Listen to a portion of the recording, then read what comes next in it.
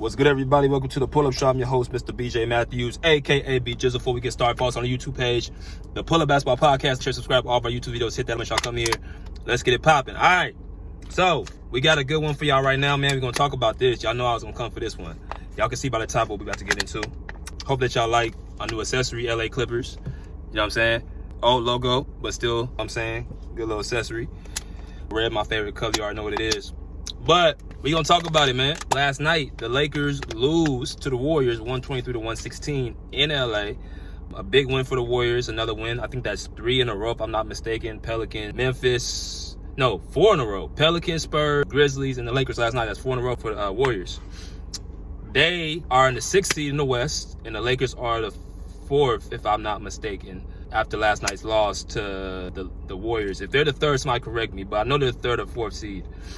The Lakers win 3 out of 4 games outside of last night. But the title we get into is the big reason why I feel like the Warriors, not only this player is better than this player, but it presumes a different look for the Warriors going against the Lakers if they meet in the playoffs. So, Jimmy Butler is more impactful than Luka Doncic. Jimmy Butler is more impactful than Luka Doncic. Jimmy Buckets is more impactful than Luka Legend. Now, I know y'all may be feeling like, what the hell is he talking about? Jimmy Butler don't do this. He don't do Luka Doncic. He's top 5 and all that stuff, bro. I've been telling y'all this for so long about what I feel about the NBA, what I feel about basketball, and how a lot of times people's takes tries to line up with the masses, and they're too afraid to step on their own shield. But in life, some of the greatest people or some of the greatest ideas came from things that were not the most popular. So I tend to follow that philosophy. I like to stand on my own, do my research, experience, expertise, all that stuff. And that's kind of the big thing. And I basically say, sorry, the text, I like to stay on my own too. So people talk about Luka and the Lakers, the Mavericks lost the trade to the Lakers that was made earlier this season, right? Because Luka has a big name and Luka was so popular, he's top 5, all that stuff. And I said the Mavericks won the trade. Now, of course, Kyrie goes down with an injury and then all the other injuries back. That put them a little bit of a back seat, but they're now the 9th seed in the West, and they're trying to make a run to the playoffs, even with Kyrie being out. Klay Thompson's back. Oh, he never left. Daniel Gafford's back. They got some good pieces over there with Max Christie, with Spencer Dinwiddie. I'm not so sure where Derek Lively's coming back, but they're making a run. And Anthony Davis has been playing very high-level basketball. But Maverick fans, or should I say Luka fans, put it out there that the Mavericks are going to struggle because they lost their golden goose. And I said, nah, because Luka, to me, people in the Mavericks organization believed in Kyrie Irving over Luka Doncic. That's why they're so comfortable making the trade. Not just for Anthony Davis, but I heard also they were trying to move him for Anthony Edwards in Minnesota, which I think Anthony Edwards, it could have been a little bit too much. It'd probably been the same thing in Minnesota, other than you have a different system and different coach.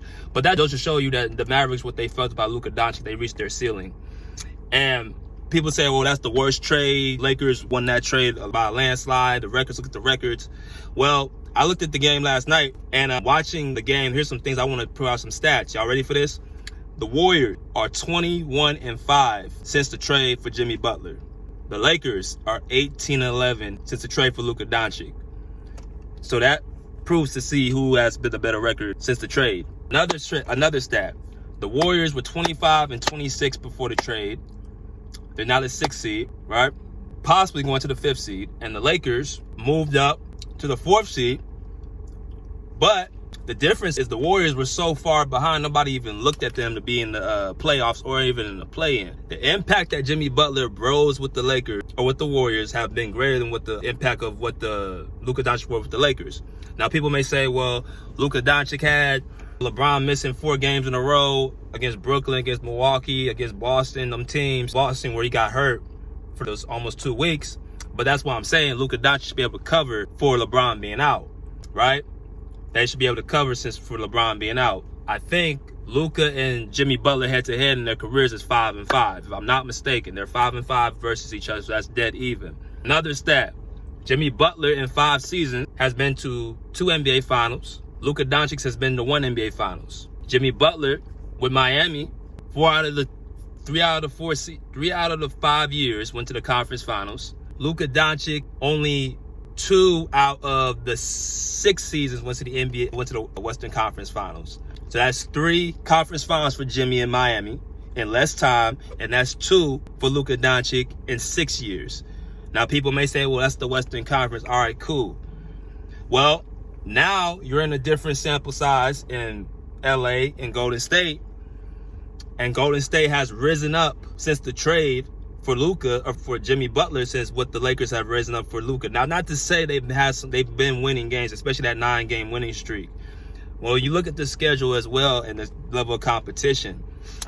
Are they winning games against really good teams, or are they winning games against really mediocre teams? Y'all saw what happened the last night against the Memphis Grizzlies. I'm going to the impact now. See, a lot of times the impact is so much measured by statistics nowadays. People don't look at the games. Like I keep telling y'all, people don't watch basketball enough. They just look at the stat sheet. They go into prize picks. They go into their bets and all that stuff, bro. They don't look and watch and sit down and evaluate the game. They don't take time to stop and go, stop and pause, and look at the play where somebody missed the assignment, or somebody missed the rotation, somebody didn't get back on defense, somebody took an innovative shot. Nobody really takes time to really evaluate and really look and watch again after watching the first game. People don't watch it as a scout or as a coach. They watch it as more so as a fan. You know what I'm saying? Looking for the cheers. And that's cool. We all love basketball. But if you really want to get into really understanding how the game is played, really evaluate and watch the games and take out that time. Because when I look at the impact of Jimmy Butler, people don't see it because it's not measured in the stat sheet. Jimmy Butler had, I think, 11 points last night, went 4 for 7 from the field, had 4 rebounds, and had 2 assists with 1 turnover. Luka Doncic had 19 points, 8 rebounds, or assists, 7 rebounds, and went 6 for 17 from the field with 1 turnover. Now, BJ, how you going to put that over what Luka did? Because I watched the game. I had to rewatch the game this morning. In different sequences of the game, you can see the impact Jimmy Butler had over the impact Luka Doncic. First off, I keep telling y'all, this is a 2-way sport. This ain't a 1-way sport. We're not playing golf. We're not playing tennis. We're not playing where you can only just worry about one side of the court. You got to get back and play defense. And when you get back and play defense, you see the holes in certain players' games and who needs to really be covered, who can really hold their own. Now, I'm looking at Jimmy Butler, his impact versus Luka Doncic. Let's start with Luka Doncic's impact. We already went through their careers, what they've been doing with their respective teams, their former teams. Luka Doncic and Jimmy Butler, Miami Heat's had more success than the Dallas Mavericks.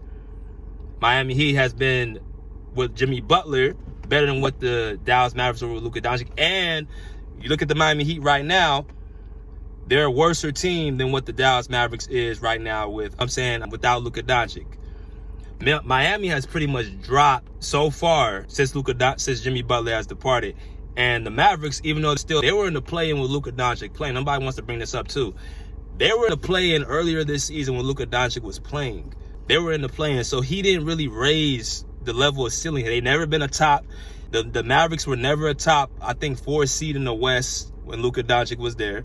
Outside of, I think, 1 season, they were the 3rd seed.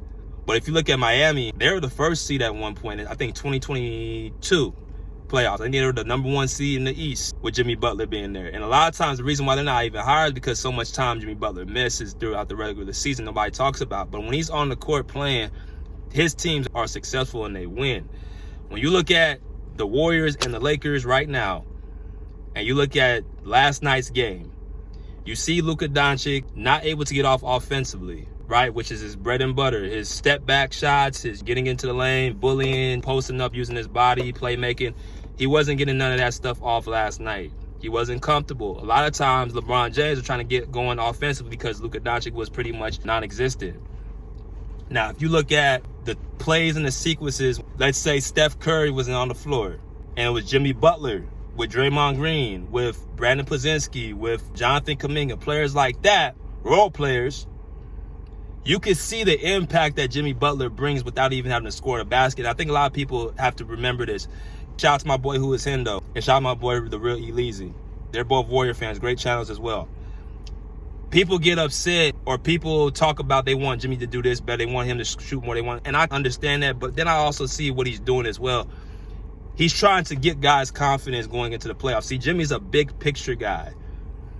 He knows he's going to need guys like Brandon Pozinski, like Jonathan Kuminga, like Moses Moody, like Quentin Post, these players are going to have to come and rise at another level because Jimmy can get what he wants to get at his position for the most part. He's stronger than pretty much, I think, about 90 to 95% of the opposition. He's more of a physical player. He can score in the midi. He can get his shot when he wants to get his shot off. But the point is that he knows he can't win by himself, especially in the Western Conference. So your job is to uplift and lead the guys to be the best versions of themselves. That's good leadership, which Jimmy has over Luka Doncic as well. He's able to elevate his team.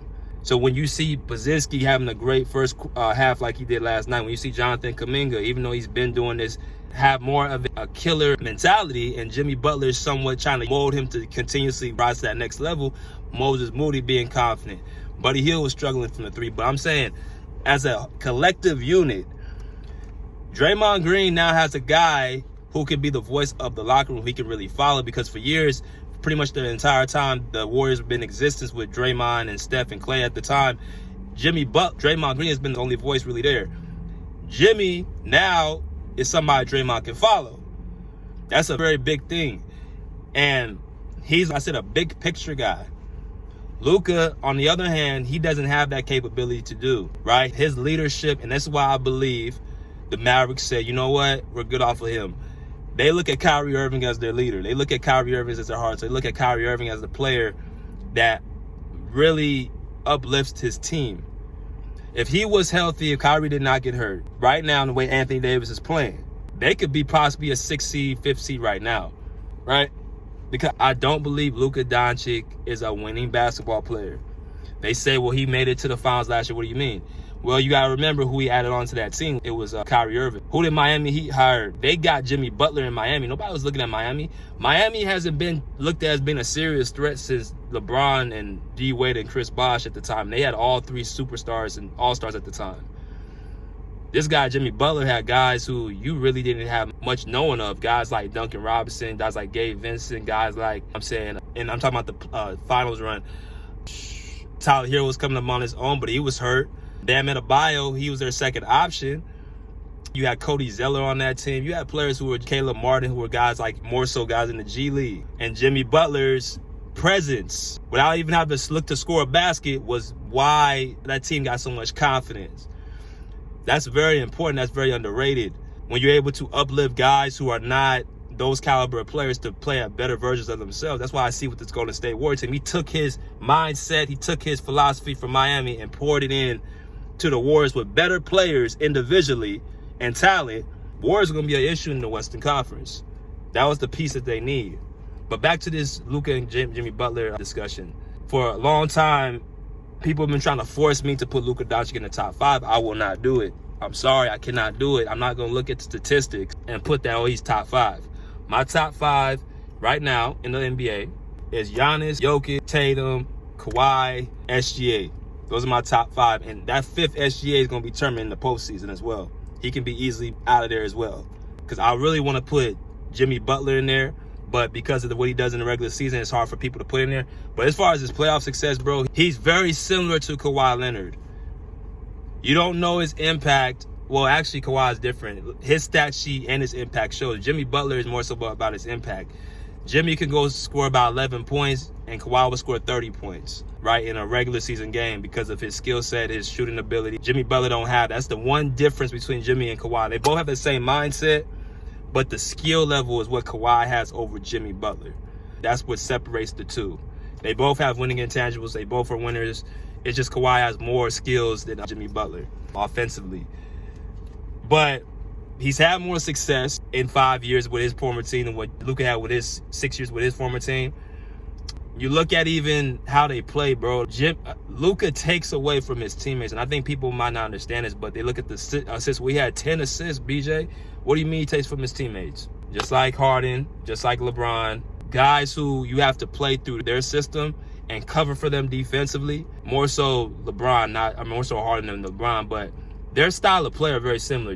Luka Doncic, James Harden, LeBron James have very similar playing styles. If you don't fit a certain system with them offensively, and if you don't cover for them defensively, they're taken away from what you do well. You got what I'm saying? They take away from you. They're very similar in this case too. They don't work well with stars. LeBron, he's done it. He's probably the exception because he's arguably one of the greatest players of all time. But as far as Luka and James Harden, they don't work well with other stars. They work better with role players, but there's only so far they could take you because they don't play the other side of the ball enough. They don't play consistent defense. They don't take the challenge to do the other things on the court other than look to score and assist. They're not going to sacrifice their games for the betterment of the team. They're going to be like, you got to fit around me. And if you don't fit around me, then, oh, well, you're going to be sitting on the bench and you're going to be the one at fault. The fan base is going to blame you for not hitting the shot, even if you're not a three-point shooter. Jimmy's a different type of person. He's going to make you comfortable. That's what happened last night. Why is he not shooting enough? Well, because he's trying to get these other guys confidence that they're going to need in the postseason. And then when the playoffs come, you see a Brandon Pozinski, you see a Moses Moody, you see a Quentin Post come out the woodworks, Jonathan Kuminga take a big explosion up, you'll know who to look at. That's the leadership. That's the ability of Jimmy Butler uplifting his guys. I watched the game last night. Jimmy Butler, every second chance opportunity, being in the right spot, setting the right screen, getting to the lane, kicking out for open shots, stuff like that. Luka does that as well. But he's giving those guys confidence. Luka, with the refs, consistently crying, consistently asking for fouls after every single possession. That is what you call mental toughness. If you have it. Jimmy Butler, you rarely hear him talk to the ref. You rarely hear him go to the ref. If he doesn't complain if he gets hit, he just runs back the other side of the court. You very rarely see Jimmy Butler go at the refs, right? That's a mental thing that Jimmy Butler has.